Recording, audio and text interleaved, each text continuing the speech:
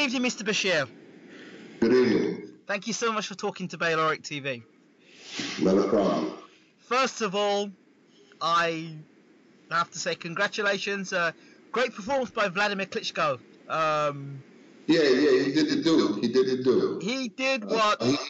He needed to win that fight in that fashion to restore his reputation as the beast of the dinosaurs.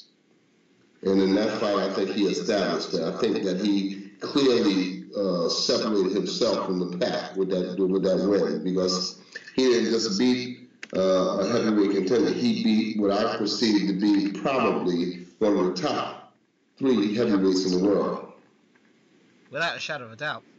Well, before the fight, I made a prediction. I felt that Pulev was the right opponent to stop WLADIMIR, because he had a great jab. I believed he would have got inside at some point and landed a right hand. We saw in the first round quite early, he threw a left jab, and for a split second, WLADIMIR was sort of stunned, and then the next minute, Pulev was on the canvas.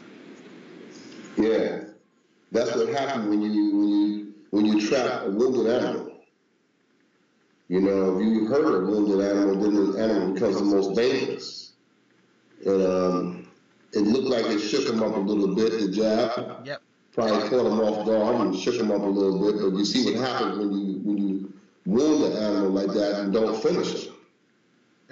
And what surprised me, 2 things. First of all, when Pulev went down in the first round, I was like, oh my gosh, this is going to be over in the first round.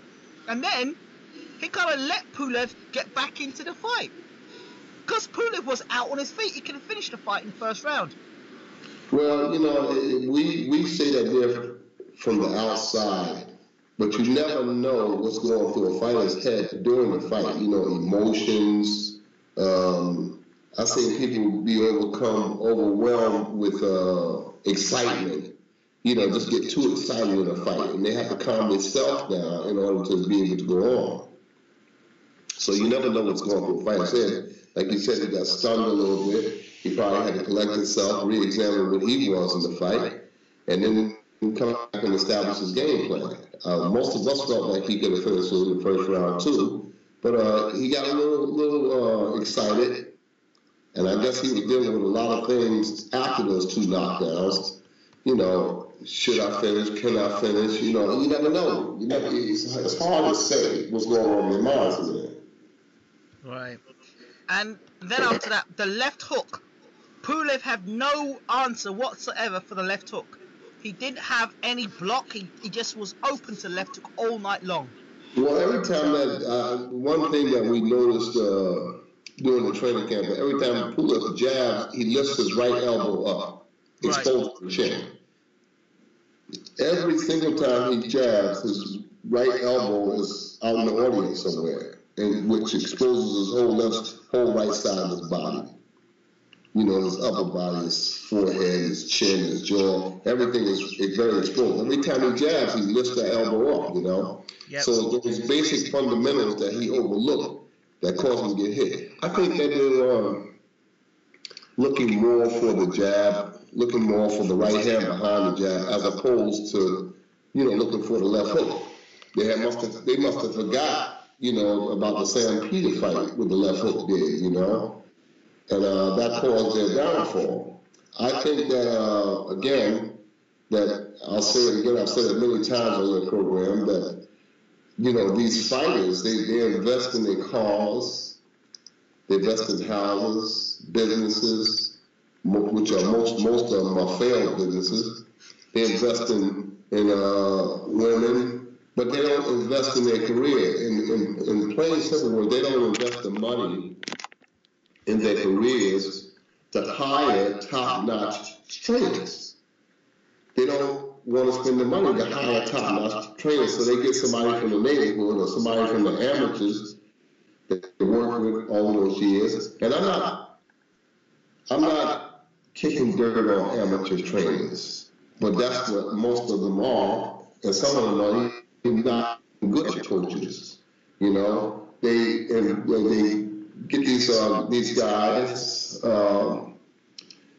less than formidable trainers to take them into a major fight against a major fighter like Vladimir Klitschko. I would think after the second knockdown in the first round, my instruction to the boxer would have been, hey, you need to collect your head, you need to collect your legs, you need to collect yourself, period. So what I need you to do is run, grab, hold, take a knee, give another round.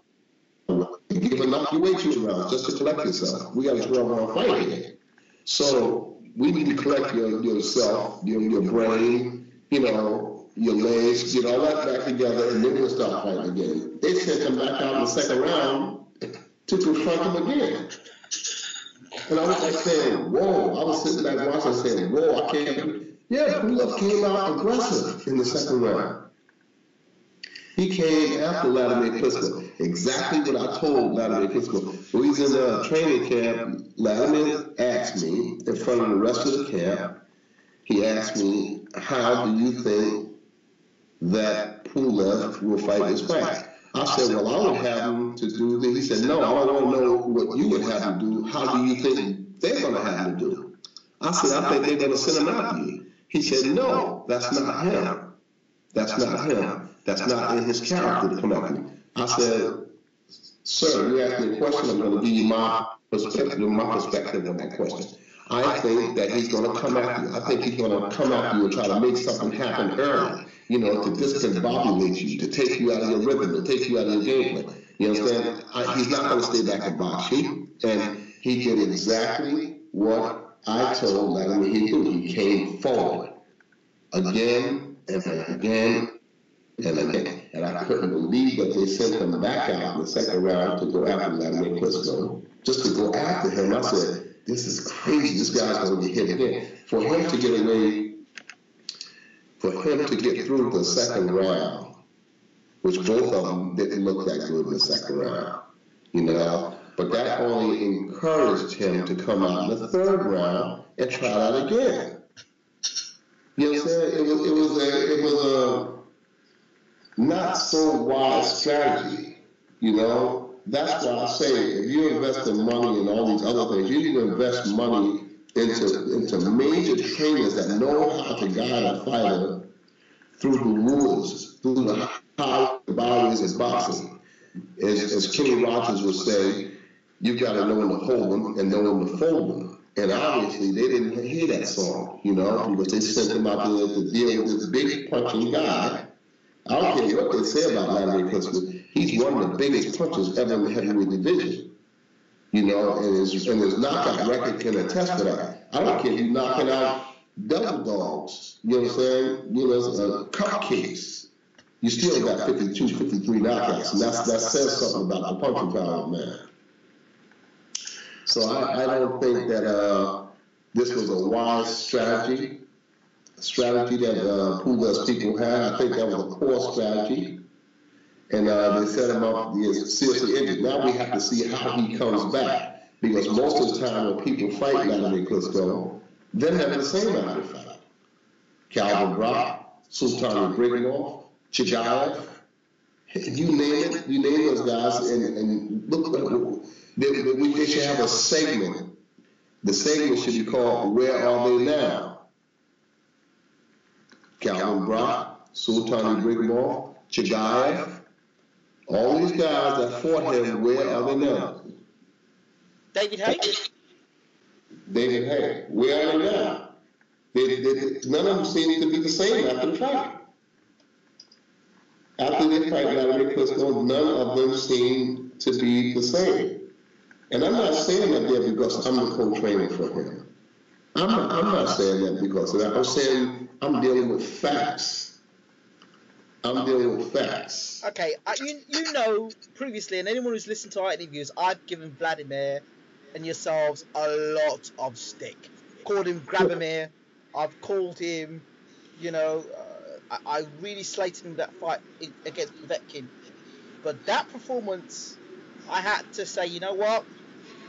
Take my hat off to you. You are the heavyweight champion of the world. And finally, we can say we have a heavyweight champion of the world that we can be proud of,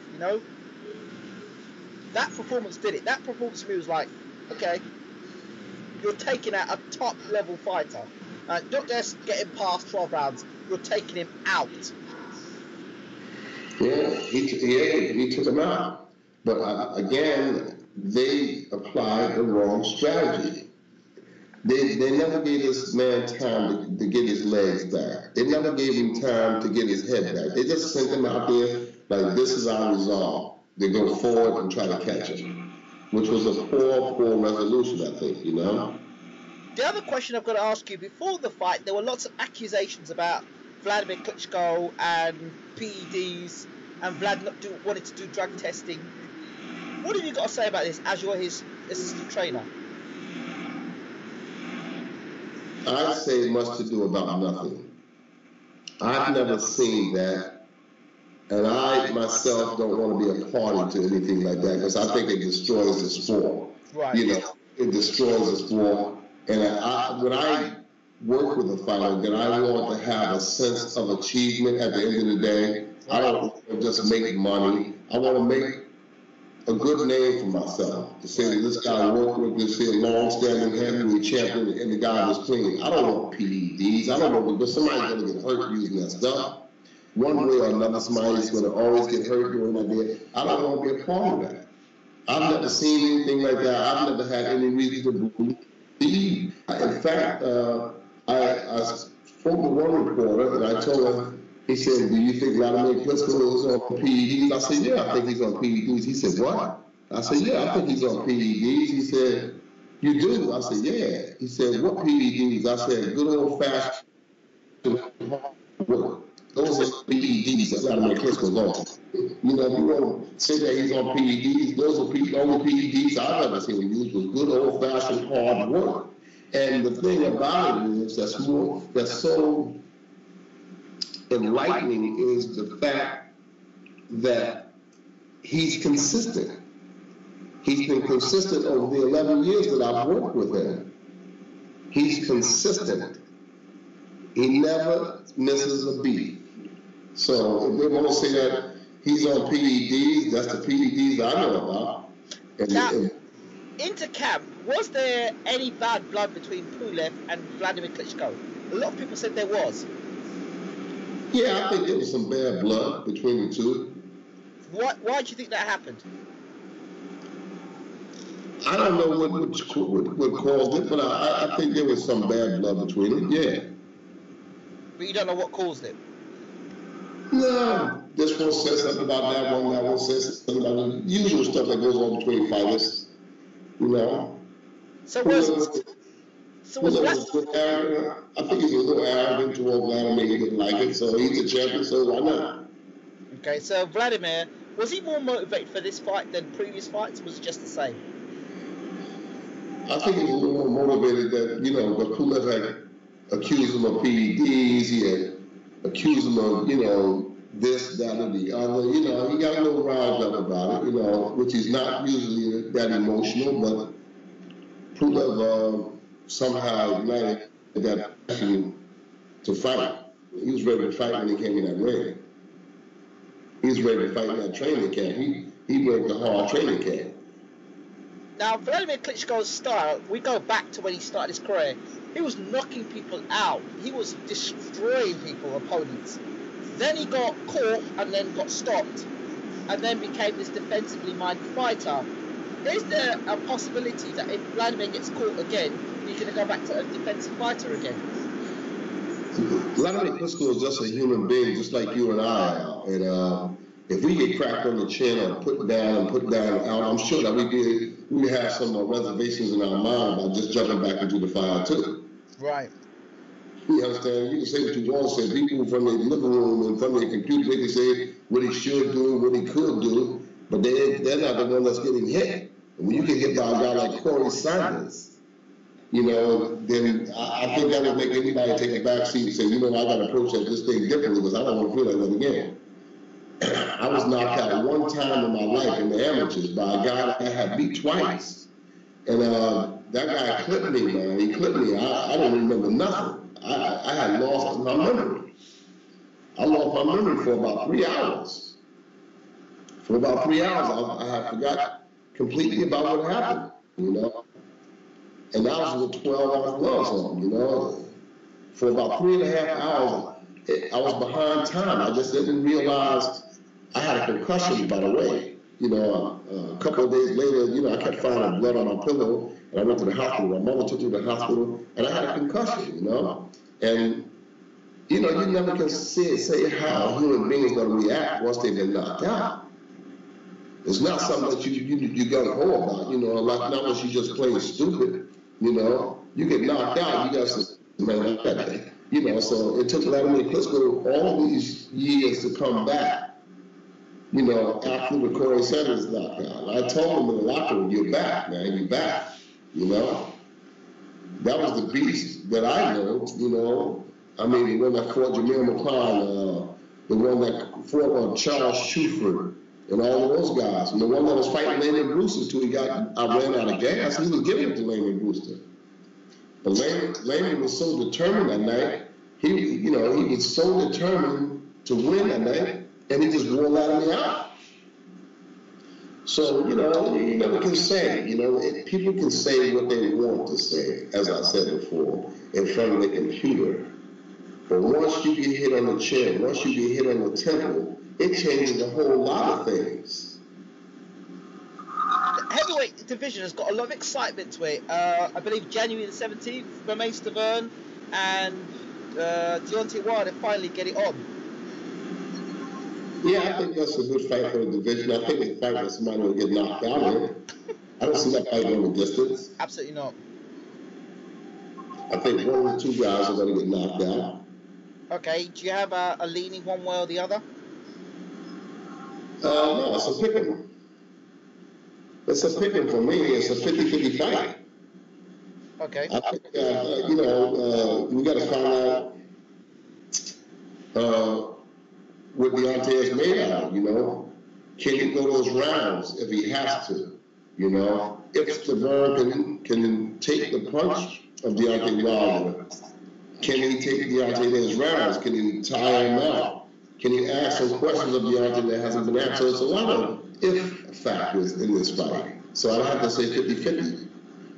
Okay. Obviously, Bad Blood was Saturday gone, and there was a lot of talk around Chris Eubank Jr. and Billy Joe Saunders. Coming into that fight, what were your thoughts? I thought that Billy Joe Saunders, I thought that he had been overwhelmed by all of the pre-fight hype. He didn't sound, you know, he was saying things like, I'm going to retire. I never liked a fighter that talked like that. So I felt that Billy Joe Saunders would succumb to Chris Eubank Jr. I thought Chris Eubank Jr. would be a little more aggressive and would overwhelm him with his strength, and that he would stop Saunders somewhere, you know, between the 10th and 12th round, that Saunders would put on the stool or run out of gas or something. You know, that's what I thought. You know, the way he was sounding, it wasn't convincing. I said, this guy sounds like he's going to quit. You know, I've had experience with that over the years. When the guy starts saying, I'll retire if I lose to him, I never liked that there. So that's what I was thinking. But early on in the fight, I said, wait a minute, this guy is getting comfortable with each round. Billy Joe, he was getting comfortable. He was getting comfortable because it seemed like he was saying to himself, well, I can hit this guy with my jab, I can do, and he started getting with each round he started. But I thought I gave him the first 5 rounds. Mm-hmm. You know, I gave him the first 5 rounds, so he's going to see, you know. And Chris Eubank Sr. needed to go sit down, looking like a preacher in the corner or some kind of London pimp or something. I don't know what that was, you know. He's not a teacher. He needs to get out of the boys' way and get himself somebody to train his son. His son looked like he had never seen a southpaw in his life, much less trained for one. His son looked like he had lost fighting a southpaw. He didn't know, like he said, what the hell is this here? And as far as in the ring, looked like some kind of a preacher or something, you know, all laid back and stuff, you know. you know, like we got, you know, like the cat that swallowed the canary, you know, like we got everything under control, you know, don't worry about it, you know. Yes, you need to worry about it. You're losing the fight. The first 5 rounds went into Billy Joe's pockets, you know. So I think that they did a banged up job in the fight, you know.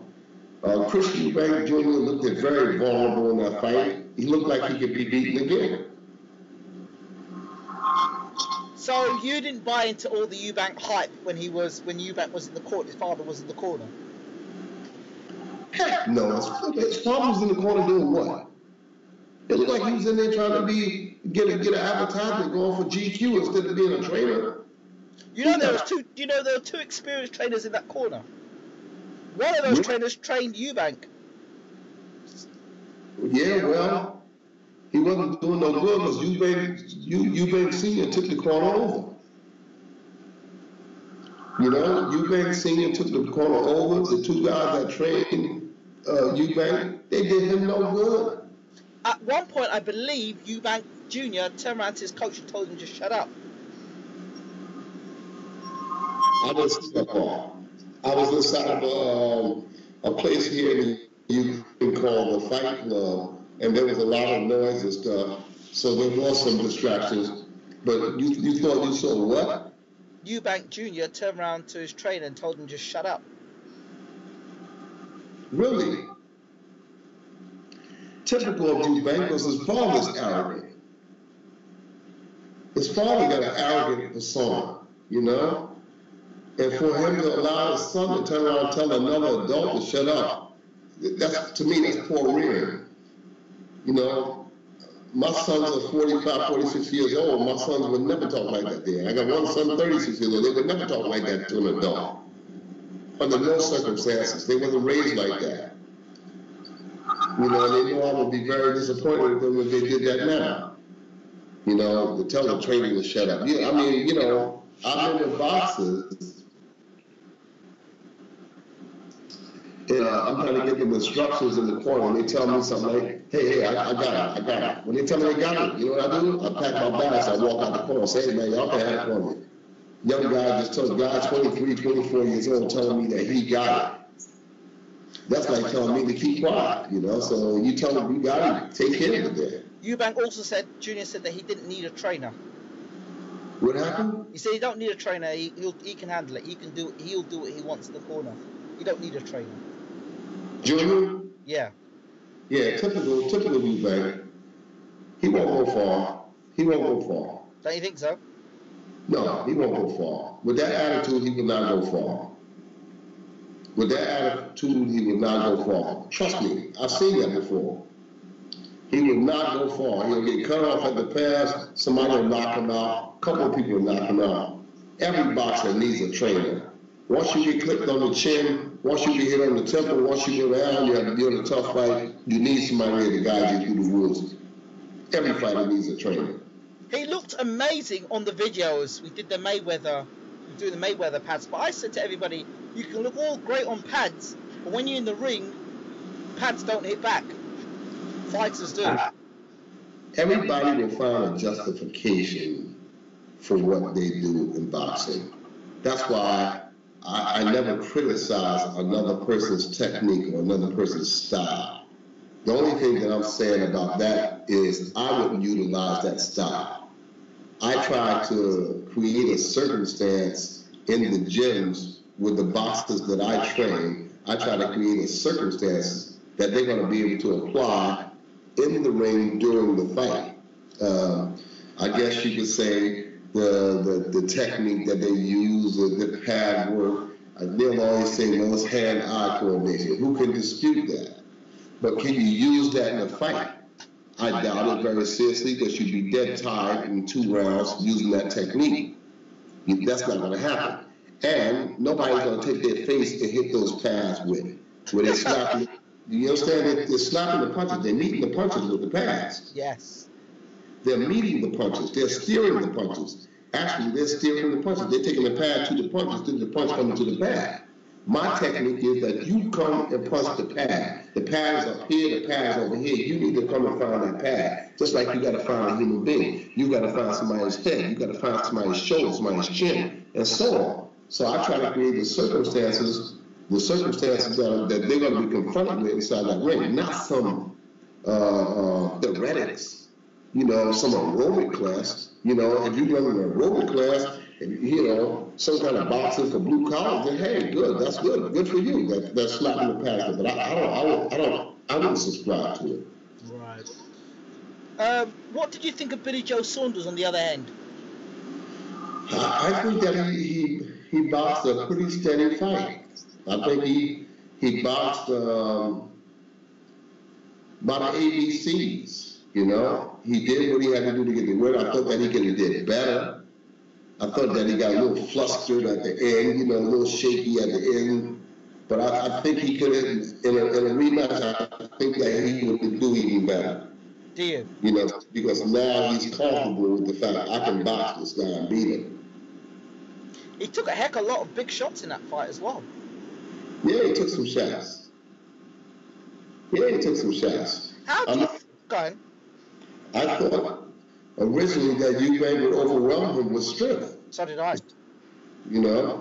That he would just bull him to the ropes and take over, but that didn't happen. How do you think Saunders would do against a Peter Quillen? I think they'd be evenly matched. I think that Saunders is pretty evenly matched with Quillen. I'm not sold on Peter Quillen yet. Me neither. I'm just not. There's nothing inside me that's reached out to grab Peter Quillen yet, And I guess that's why Danny Jacobs wants to fight him.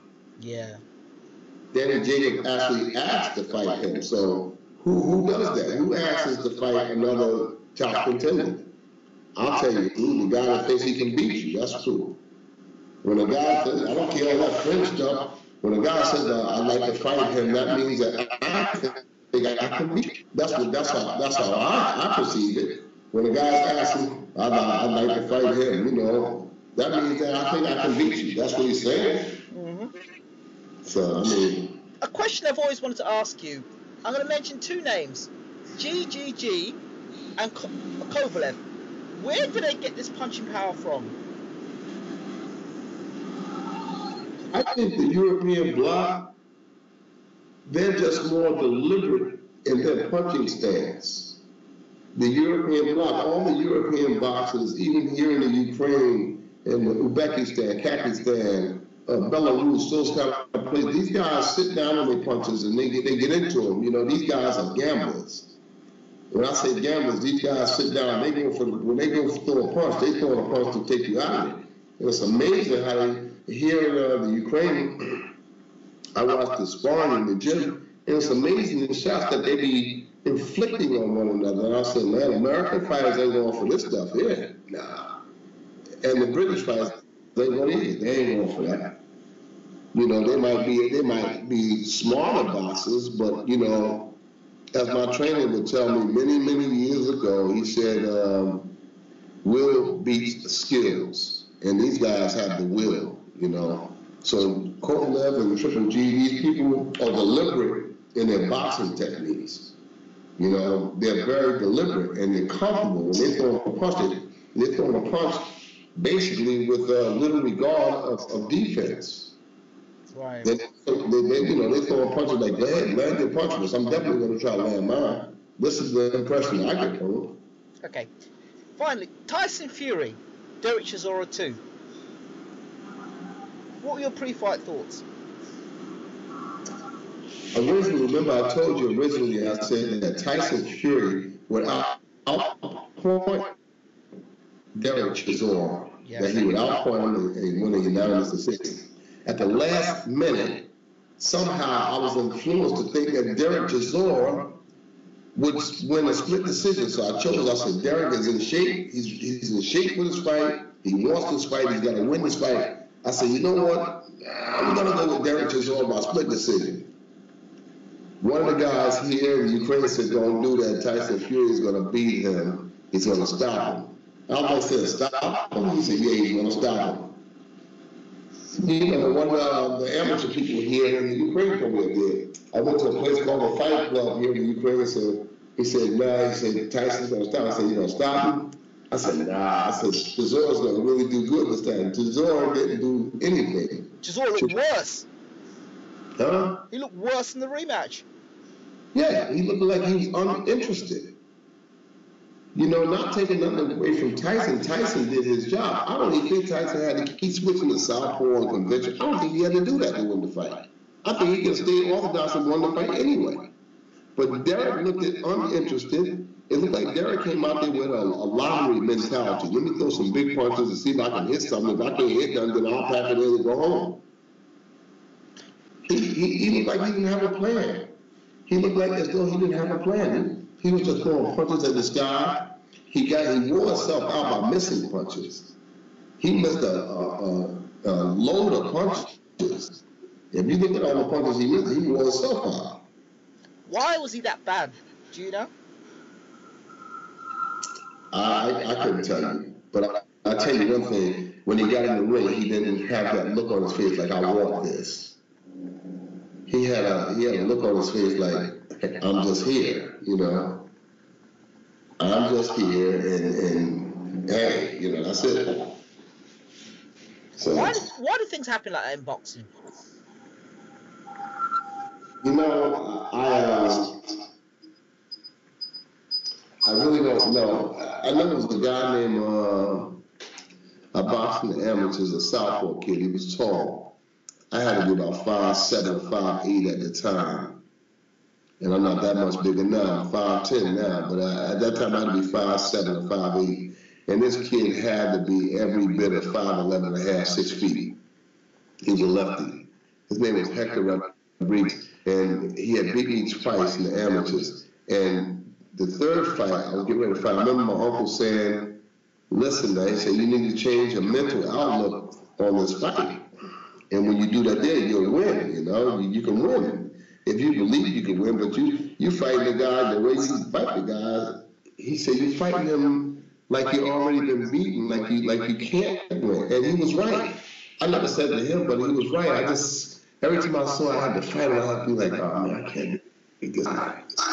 I can't beat this guy. This guy was running around, he was like a deer, running around the ring. He had this awkward, goofy jab, and he hit me from 50 feet away, and just kicked me, and he kept hitting me with this right jab. I didn't know nothing about fighting on southpaw. I was like, I can't beat this guy, you know.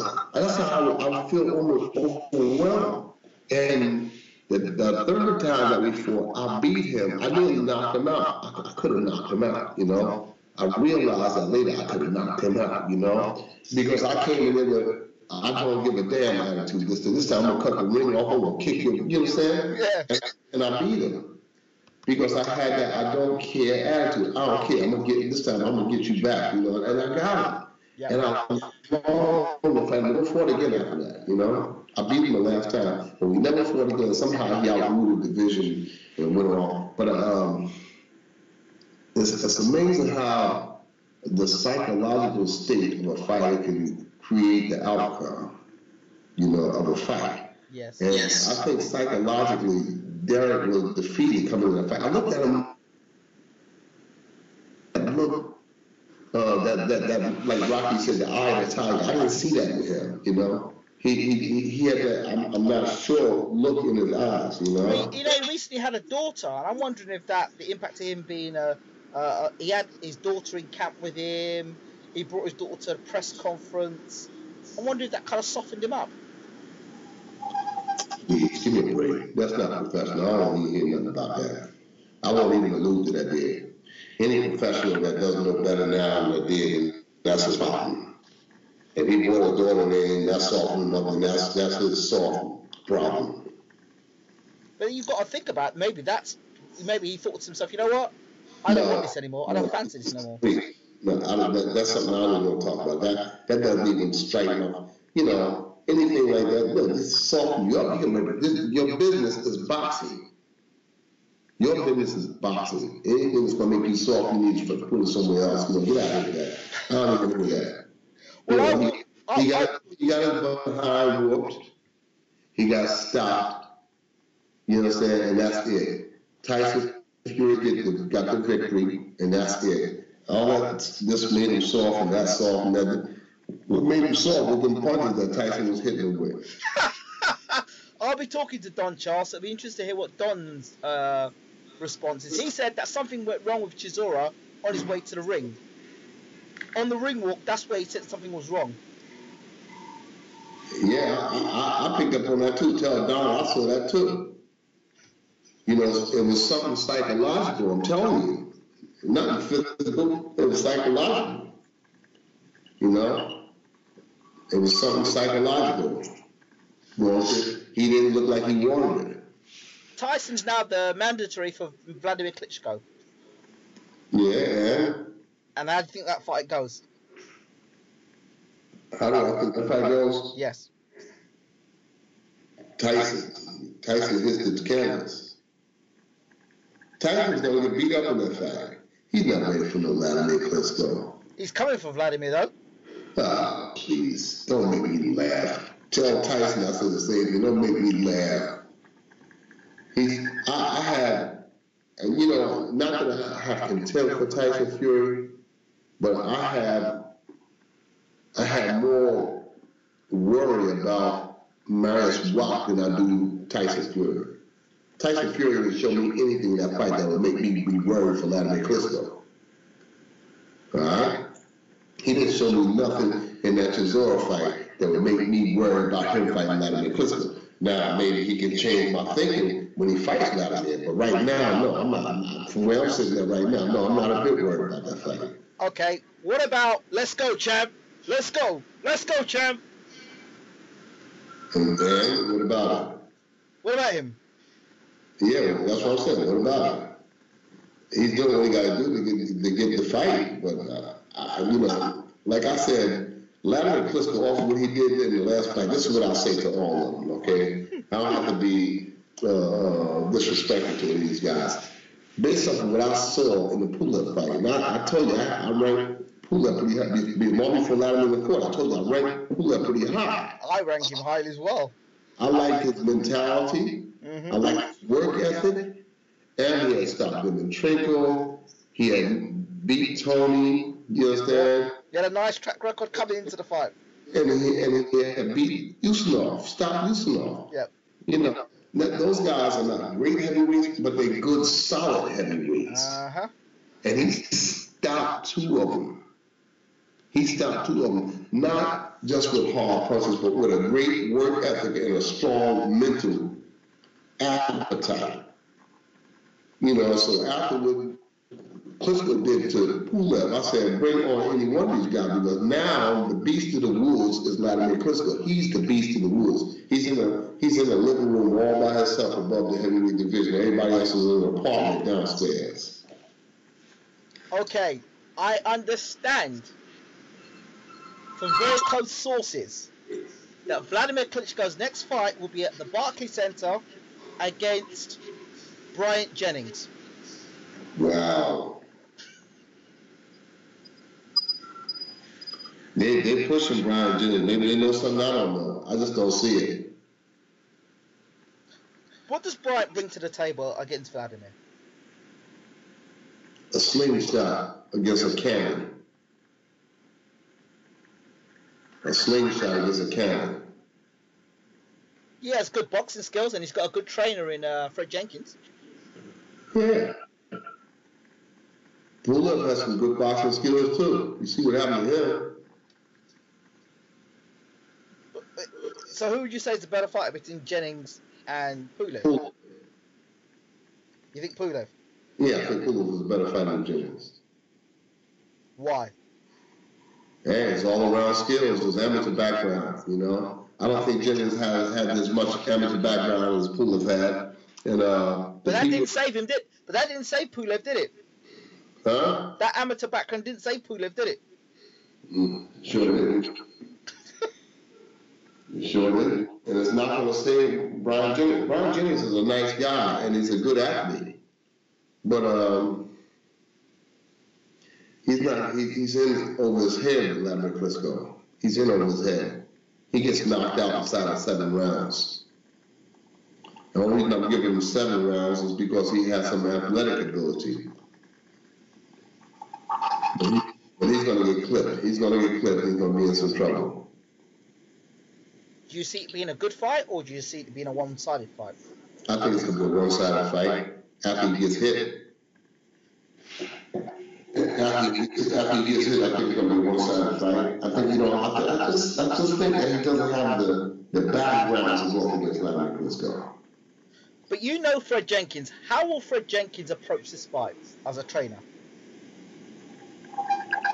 I mean, Fred Jenkins is going to do what he has to do as a trainer. He's going to try to make his guy believe. He's going to have to do a heck of a sight job on Brian to get him to believe. I mean, Fred is no different from any other trainer in that he's going to try to make his fighter believe that he belongs there. And I don't think he does belong there. But Fred's going to, do what he has to do to get his guy to believe that he belongs there. Because if he's got a fight, believe me, those psychological ramifications are taking place in his mind right now. Like, damn, I got to fight this guy, man. You got to be worried. Based off what he just saw with having to pull up, he's got to be thinking about, damn, that could happen with me. He's got to be thinking that. See, we weren't talking like this when the Povetkin fight happened, but we're talking about this now about the Pulev fight. Now, Vlad's getting older. He looked like he was getting better in that fight. Vladimir Klitschko is a child with a new toy. Vladimir Klitschko wants to be a boxer, man. I'm telling you, this man is enjoying this. He's not nowhere near to him. Well, I'm thinking about packing it in now, He's nowhere near that point. He's enthusiastic. If people could see him, how he conducts himself in the training camp, they would know that he's happy to be there. Talk to some people who spar with him. Talk to the people that's following. Brian Jennings said, people say I'm scared. He says, if you're scared, go get a dog. He says, I'm a man from Philly, I ain't scared. Yeah, not now. I mean, he probably was in his living room when he said that. As soon as he get hit, that can change. The thing is, nobody's seen Brian Jennings in against a giant. Now, that could work one of 2 ways. He either does very well against giants and it's kept quiet, or he doesn't do very well against giants. One way or the other, we're going to find out. Oh, yeah. Like I said, just keep a close eye on him after he gets hit. After he gets hit, Anything is possible in a heavyweight fight. Anything is possible in a heavyweight fight. And I'm not saying that Brian Jennings can't do it. No, I would never say that. But I am saying the likelihood of him doing it is very, very narrow. He's going to get hit, and those initial punches are going to weigh heavy on his mind. Do I want to go back close to this guy, or do I want to get out of here with my pet check while I'm alive? Because he's going to get hit hard. But he's a thinking fighter. Is he not going to in and out, side to side movement? Is that not going to help? What kind of in and out? Who goes in and out on Vladimir Klitschko? Think about but a lot of those guys he's fought have got flat feet. I mean, even Pulev stood with flat feet and stood in there like he was posing. So, I mean... Okay, all right. Okay, there's a mental shutdown when you messing with a bazooka. You're not messing with no 45. You're messing with a bazooka with either hand. Now they gotta say now that this guy can bust you with either hand, the right hand or the left hook. Mike Perez is a beast in his own right, isn't he? Who? Mike Perez, punches with both hands. He was a beast, wasn't he? Mike Perez is a little green to me. Mike Perez is hopping around from trainer to trainer, so he's never really adapted to none of the trainers. I understand he's somewhere in California now with some other trainers, Nobody seems to know how to train. He's going from trainer to trainer, so he's never really going to adapt to the pro style because he keeps training trainers. He's had at least 7 trainers in the last 2-3 years. I trained him for one fight. I forget his name. I trained him for one fight.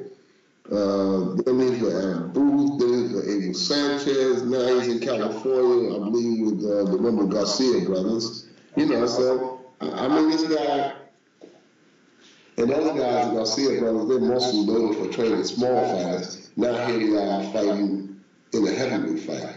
And I don't care what nobody says, the big guys are far different from the small guys. You can't do the same thing with the big guys that you do with the small guys. You can't apply those same rules with the big guys because you're dealing with heavier guys, much more lethargic, much more slower guys. A lot of them seem to be faster than most of those big guys. Yes. Yes. The interesting thing was, I thought David Haye would have much more speed on Vladimir, but on the night, he didn't. Vladimir was giving him the runaround. Vladimir was doing some footwork on David. Like David was looking like, well, what the hell is this? David was looking at Vladimir like, what in the hell is this? Did you see the footwork he was doing with Pulev? Did you see that footwork? Yeah. Did you see the footwork that he was using on Pulev? Pulev was like, what in the world is going on here? So I'm telling you, Vladimir Klitschko is like a child with a new toy. He's there to fight now. He's going to dominate the division. Well, I guess because I've got good contact with Bryant Jennings, I'm sure they'll be back and forth, and he'll be putting his case forward. I like Brian's a nice guy. He is. He's a great guy. Well, unfortunately, we're in boxing, and it's going to get real nasty in a minute. I know. I think the announcement will come shortly. When it does, then I'm sure we'll... it's good to see Vladimir back in America, that's for sure. Yeah, we're coming to America. It'd be nice to see him in the UK. Yeah, I hope they get over there. I hope they put that money up so they can come to the UK and do with Tyson. That'll be a big fight in the UK. That would be amazing fight in the UK. That'll be a huge... I think that'll be a bigger fight in the UK than it would be in Germany. I think so too. I think it would be a bigger fight in the UK than it would be in Germany. And all the German fans love Vladimir Klitschko, and they'll sell the house out. But the UK would be monstrous. Something like at Wembley, maybe? Yeah. I believe they can sell Wembley. And you know Tyson will talk. He'll talk. Yeah.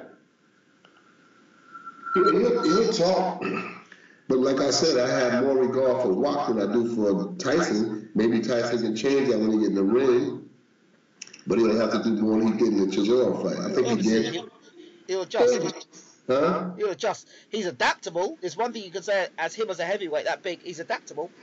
After he gets hit, we'll see how adaptable he is. I'm gonna see how he acts after he gets hit. When he gets hit. Remember, I know you keep talking about when he gets hit, but you know Vladimir's not got the greatest chin in the world. Although nobody's hitting him on it recent times. And Pulev showed he can be rocked. Yeah, but everybody's doing this camera up here. So-and-so hit him with his legs shook. So-and-so hit him and looked dazed. So everybody always landed Watt. They say, oh, Watt hit him in the 8th round. You know, they so Vladimir hasn't been hit very often. So when somebody hits him, that's like a major thing. Oh, he got hit in the 8th round by Watt, and you saw what happened. All right, okay. Look, you see, you happy at the moment. You're happy. You're winning this conversation now because you've done well. Your man's done well. The conversation previously we've had, you've been on the defensive backing up your man. Now you come out all fighty now because your man knocked out Pulev, who couldn't block a left hook. You know what? So you're happy now? No. Yeah, you're happy? Because I know previous interviews we've done and you ain't had that big smile on your face. You got a massive smile on your face now because you know. Hey, come on, be honest. Seriously, in all the interviews we've done, Mr. Bashir, in all the interviews we've done, this is the one you are your most happiest. Let's be honest. You've got a smug look on your face at the moment, and you're so happy. Let's be honest, you are. I'm happy because he made what most perceive, including myself, would be a hard fight into an easy fight. I have been telling Lad about Pulev for 2 years prior before they fought, before he became the #1 contender. I said, we need to fight this guy and get him out of the way. This is the guy that I have respect for. This is the guy that I have the most respect for. Out of the current crop of heavyweights, I have the most respect for him. And believe it or not, I still have a lot of respect for Watt. You know, I have a lot of respect for him. If he ever gets his stuff on track, he can cause problems. But again, they need teachers. These guys need teachers. And they don't have the proper teachers to teach them how to fight. But with the proper teachers, I'm telling you, this guy Rock, I got my eye on him still, he can cause problems. He can cause problems. And in fact, I'd like to see Rock and Fury fight. You see, like they're starting trouble now. You like to start trouble. Fury and Wack. You know Fury's gonna fight Klitschko next. You know he's Madrid's challenger for that fight, and you know it's a fight we all want to see. What do you bring Wack and Fury together for? I just like trouble. I'd like to see Marius Rock fight Tyson Fury. Well, guess what? You may see that fight, and Tyson making his first defense of the heavyweight championship of the world against Marius Rock. Who knows? Be careful what you ask for, you might get it. You might get to see that fight. I just got, I've been with WLADIMIR KLITSCHKO so long. Yeah, of course. I just don't see. I see Tyson Fury coming in and putting up a good fight. But I see him getting hurt. I see him getting hurt early in that fight and never recovering from it. He'll get the message early. He'll get it, trust me. He'll get it like everybody else gets it. He'll get it, and just like everybody else got it, he'll just fall in line. Tyson Fury is a character. He has good boxing skills, and he moves pretty good to be a big guy, but he's in with another big guy and a big puncher in WLADIMIR KLITSCHKO. And that has a way of changing the dynamics of the fight itself. I got respect for Tyson Fury. Trust me, I got respect for him. But I don't have more respect for him than I got for WLADIMIR KLITSCHKO. It'll be a fight. Huh? He'll come and bring a fight for sure. Oh, WLADIMIR KLITSCHKO's not going to shy back from a fight. He's not going to shy back. He's going to fight back. He's going to fight back. I think that Fury is going to bring out the best in him. I think the better the fight, the better WLADIMIR KLITSCHKO's going to fight. I think the better the fight, the better WLADIMIR KLITSCHKO will get. Rob, I can't say any more to you than that at the moment. But as soon as I find out more about this Klitschko Jennings information, and I'll be back to you about that definitely. Yeah, okay, you do that, and give Brian my regards. I will too. Give my regards. Tell him to train good, get ready because the steel hammer is coming. You know what I'm saying? And wherever that steel hammer lands, it can land on your shoulder, on your bicep, on your neck, anywhere. It changes how a fighter fights the fight. Because one of those things, you say, you know what? Damn, yeah, I got to go through 10, 12 rounds of this here. Nah. I'm anxious to see. Like I said, I'm a fan too. Of course. I instigate a little bit. What about a potential Briggs Klitschko fight? With Shannon Briggs and Tyson Fury, those guys I like because they're humorous. They make me laugh, and they will fight. Yep. So I have a good time with them. I have a good time with Tyson Fury. He's a likable guy. I do like him. I like Shannon too. Those guys. I think boxing needs those guys, and just the controversy going into those fights with WLADIMIR is going to be fun. So the press conferences will be fun for sure. Yeah, I like it. I think that those guys are good. So, personally, I don't have anything against Tyson Fury. I think he's good for boxing. I think he's good for the division, and I think that him and WLADIMIR KLITSCHKO has a good chemistry to make for good press conferences and a good fight. I'm looking forward to it. I am looking forward to it. I want it to happen. And when it happens, you're going to see something. We're going to be able to sit talking about something. See, I told you. You heard me here first. Mr. James Ali Bashir, thank you so much for talking to Bayloric TV. Yeah, no problem. We appreciate you. We appreciate your wisdom. And at this time, in this interview, I will say that you are for once, we leave this interview with you with a massive smile on your face and me feeling so humbled at the moment. Because we got the king of the dinosaurs Vladimir Klitschko is the king of the dinosaurs. He's the beast of the woods. He's the beast that the other beasts got to watch out for. But the one that knockout over Pulev served notice the rest of the division. Like he said, you see that, right? Do you want some of this? Do you want some of this? Do you want some of this? Do you want some of this? That's all I'm saying. That's all I'm saying. At the moment now, I've got nothing much to say apart from we'll have to wait and see now, won't we? Because, like I said, I am all I ever ask for is to see the heavyweight champion of the world deliver like a heavyweight champion of the world. He's delivered, and for now, I've got nothing more to say. He delivered. Did you see that last knockdown? Don't rub it in. Don't rub it in. Really don't rub it in, because I made a big video about how Pulev would be the next heavyweight champion of the world. I'm going to say, no, I'll keep my mouth shut. You said, yeah, I chose Pulev. You know, I got to hit you back. I got to hit you. Said, yeah, I chose Pulev. It's going to be an upset. It's going to be an upset. Yeah. He's going to back him up. He's going to do this. And boom, this guy went down. Did you see for the first knockdown, he took his right leg. Don't rub it in. I saw what happened. I saw it. I was praying he'd get up. He put his right leg behind his left calf and started rubbing it with the instep of his foot. Like, where's my legs at? You know, I was looking at that kid. I said, look at this guy. You know, he was hurt. One thing I respect Pulev for, he got up. He got up twice. He got hit with big punches. He got up. And I said, I was amazed that he came back out in the second round and began to fight. I said, this guy got some kahunas on him, man, you know.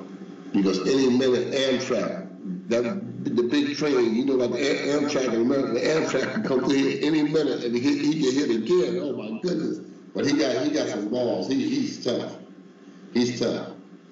And I still say, you got to watch and see how Pulev comes back. If he can make it back, he's going to be a force to be reckoned with. If he can make it back, if that fight didn't take it all, he took a beating there. He took a beating. If he can come back after that beating, he's going to be a force to be reckoned with. You know? Mr. Bashir, thank you so much for talking to Bayloric TV. Yeah, no problem. Just holler back at me anytime. Give Brian. Give Tyson Fury. Give Brian. Give Tyson Fury. Shannon. Just give them all our regards and tell them have a nice Christmas. You know, sit back and think about what they're going to do after their career. You understand? They won't have a chance to maintain this one. Okay? Thank you so much. All right. Take care. Good night, man. Will do. Take care. All right.